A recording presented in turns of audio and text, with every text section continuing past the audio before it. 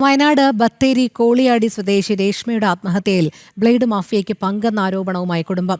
Blade മാഫിയയുടെ ഭീഷണിയും സ്വത്ത് തട്ടിയെടുക്കലുമാണ് രേഷ്മയുടെ ആത്മഹത്യയ്ക്ക് കാരണമെന്ന് ബന്ധുക്കൾ ആരോപിക്കുന്നു. വ്യാജരേഖകളും ജിനേഷ് ഒപ്പിട്ട് നൽകിയ മുദ്രപത്രങ്ങളും ചെക്കുകളും ഉപയോഗിച്ച് വീടും സ്ഥലവും തട്ടിയെടുത്തെന്നും പരാതി. കഴിഞ്ഞ മാസം 30-ന് വിഷം ഉള്ളിൽ ചെന്ന നിലയിലാണ് രേഷ്മയെ മരിച്ച നിലയിൽ കണ്ടെത്തിയത്. അർജുൻ PS ചേരുന്നു വിവരങ്ങളുമായി.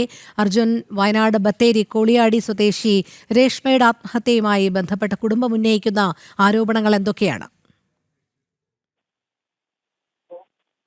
ഇത് സംബന്ധിച്ച് ബത്തേരി കോളിയാടി സ്വദേശിയാണ് രേഷ്മ. ഈ രേഷ്മയാണ് ഈ ആത്മഹത്യ ചെയ്തിട്ടുണ്ടായിരുന്നത്. പിന്നീടാണ് ഈ സംഭവങ്ങളൊക്കെ പുറത്തു വരുന്നത്. ഇത് കഴിഞ്ഞ ദിവസമാണ് ഇവരുടെ കുടുംബം ഇത്തരത്തിലുള്ള ഒരു കാര്യങ്ങളൊക്കെ പുറത്തു പറയുന്നതും പോലീസിന് പരാതി നൽകി, അതായത് മുൻപ് രേഷ്മ ഇത്തരത്തിൽ പരാതി നൽകിയിട്ടുണ്ട് എന്നുള്ളതടക്കം ആ കുടുംബം പുറത്തുവിടുന്ന ഒരു സാഹചര്യം ഉണ്ടായിരുന്നത്. തുടർന്ന് ഇതിനു മുൻപ് ജിനേഷ്, അതായത് രേഷ്മയുടെ ഭർത്താവ്, 6 മാസം മുമ്പ് ഇസ്രയേലിൽ ദുരൂഹ സാഹചര്യത്തിൽ മരിക്കുന്ന ഒരു സാഹചര്യം ഉണ്ടായിരുന്നു. ഇതൊക്കെ കൊണ്ട് തന്നെ ഇത്തരത്തിലുള്ള കാര്യങ്ങൾ അന്വേഷിക്കണമെന്ന് ആവശ്യപ്പെട്ടുകൊണ്ട് കുടുംബമടക്കം ഈ പോലീസിൽ പരാതി നൽകുന്ന ഒരു സാഹചര്യവും ഉണ്ടായിരുന്നു. അതായത് ഈ ബ്ലേഡ് മാഫിയയുടെ ഭീഷണി ഉണ്ടായിരുന്നു എന്നുള്ളതാണ് ഇവർ പ്രധാനമായും പറയുന്നത്. സ്വത്ത് തട്ടിയെടുക്കലാണ് രേഷ്മയുടെ ആത്മഹത്യ ബന്ധുക്കൾക്ക് കാരണമെന്ന് ബന്ധുക്കൾ പറയുന്നത്. അതായത് ഇത്തരത്തിൽ ഈ ബ്ലേഡ് മാഫിയയിൽ നിന്നും പണം വാങ്ങി അത് കൊടുക്കാൻ സാധിച്ചില്ല. തുടർന്ന് ആ വീടും അതുപോലെ തന്നെ സ്വത്തുക്കളും ഒക്കെ ഇവർ എഴുതി വാങ്ങുന്ന ഒരു സാഹചര്യം ഉണ്ടായിരുന്നു.